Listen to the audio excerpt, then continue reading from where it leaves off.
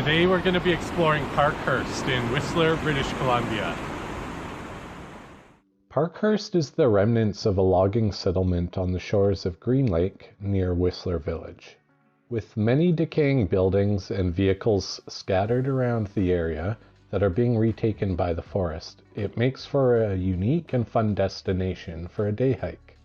While it's not too taxing of a hike, there are a couple tricky aspects about getting there that I'll go over in this video.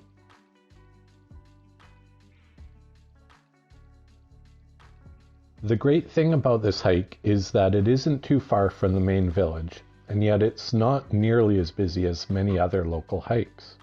While one could access it from the main village, you would probably want a bike to speed things up.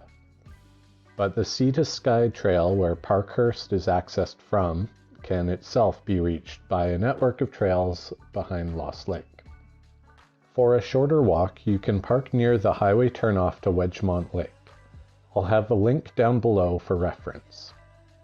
Like much of the Whistler area, there are a spiderweb of trails in the area that can get you to Parkhurst. Trail-wise, there are two main choices, each with its own trade-off. We ended up doing a loop so we could check out and speak to both options. We followed the Green Lake Loop and Sea to Sky Trail on the way in. It's not too challenging, however there is a section that was vastly overgrown and required a bit of bushwhacking for 100 to 200 meters, at least during the time while we were there. The other option is the Parkhurst Ghost Town Trail, which is what we followed on our way back. It follows quite close to the rail line much of the way, and it's quite easy going overall.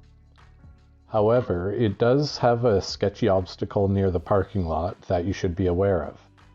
There is a bridge to cross that has seen much better days. There are plenty of large gaps in it, so do be careful and cautious if you do decide to cross this way.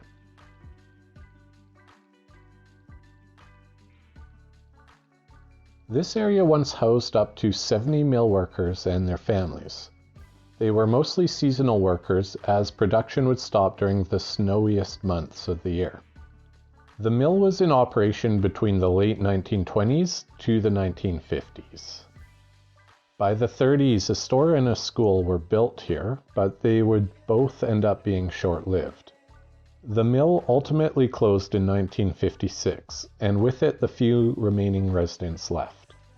However, the buildings in town did go on to live a second life. It became a sanctuary for squatting ski bums back when Whistler was just becoming the Whistler we know it as today. Today only a few structures remain. The old trucks and tractors in the area, they've passed the test of time a bit better than the wooden structures. You can still see a couple standing buildings, and there's multiple vehicles and remnants of many other fallen buildings to help paint a picture of what the original town site would have looked like. Have a safe and happy time exploring out there, and we'll see you next time.